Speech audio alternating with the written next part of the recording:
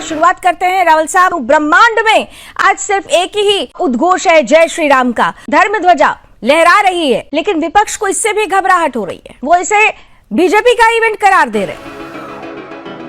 राम विवाद का विषय नहीं है, राम समाधान का विषय है। हमारा वितंडा विपक्ष, विनाशकाले विपरीत बुद्धि का शिकार हमारा विपक्ष। अगर राम के नाम से आपको तकलीफ होती है, आप अच्छा नहीं बोल सकते तो मौन हो जाइए। धर्म ध्वजा लहराई गई है, पूरे भारत के अंदर उत्सव का माहौल है। उस समय आपके अंदर जो कुंठा भरी हुई है, उस कुंठा को त्याग दीजिए। लेकिन आप मुंह खोलते हैं और अपना असली चरित्र दिखाते हैं। क्योंकि राम के नाम को बेचना इनको है। राम की नहीं मानते हैं, वो मानते हम लोग भगवान राम को मानते हैं, भगवान अच्छा, कृष्ण आप को मानते हैं, भगवान शिव को तो फिर आज मुझे समाजवादी पार्टी का कोई चेहरा वहां नजर नहीं आया।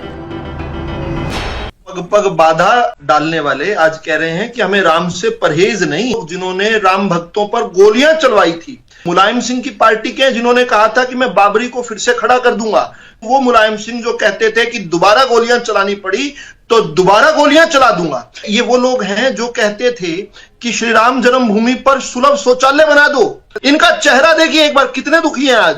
इनकी छाती पर आप बोल रहे हैं, पूरा देश उत्सव के माहौल में है। आप इनका चेहरा देखिए। अवधेश सिंह ये वही है, अवधेश सिंह को संसद के अंदर बिठाकर उनको अयोध्या का राजा बता रहे थे। देखो, अयोध्या पति तो प्रभु राम ही रहेंगे, श्री राम की जगह कोई नहीं ले सकता है। अवधेश प्रसाद को हिंदुस्तान में चंद महीनों में रोकते देखा है। ये राम की लीला है। धर्मध्वजा का आरोहण हो गया, राम राज्य स्थापित हो गया, है ना। हजारों साल की गुलामी से आज सनातनी आजादी मिल गई। ठीक है, राम काज में जो बाधा बनकर खड़े थे, 21 वकीलों की फौज खड़ी करके राम के काज को रोकने का प्रयास किया था, आज वो लेक्चर दे रहे हैं। वो लोग जिन्होंने वेटिकन के आदेश पर राम सेतु तोड़ने का आदेश दे दिया था, जिस एंटोनियो माइनो ने कहा था कि राम ही काल्पनिक है, कथा कहानी का विषय, राम तो कभी पैदा ही नहीं हुए, जिन्होंने अमरनाथ श्राइन बोर्ड को दी गई जमीन वापस ले ली थी, जो लोग साध्वी प्रज्ञा को, कर्नल पुरोहित को जेल में अमानवीय यातनाएं देते रहे, वो लोग यहां पर लेक्चर दे रहे हैं। सोमनाथ मंदिर के निर्माण की बात हुई थी ना, तो पंडित नेहरू ने कहा था सरदार पटेल को, सोमनाथ के निर्माण का ख्याल दिल से निकाल दो। सरदार पटेल ने कहा था, मैं एक क्षण के लिए भूल सकता हूं कि कांग्रेस का नेता हूं, ये देश का गृह मंत्री हूं, लेकिन सोमनाथ नहीं भूल सकता। प्रियंका राहुल जब भी अयोध्या गए हैं, हनुमानगढ़ी से होकर वापस आ गए, लेकिन राम जी के दर्शन करने अब तक नहीं गए हैं। 1959 में पंडित नेहरू गए थे काबुल, कुछ किलोमीटर दूर जहां बाबर की मजार थी, वहां पर मत्था टेक कर आए थे।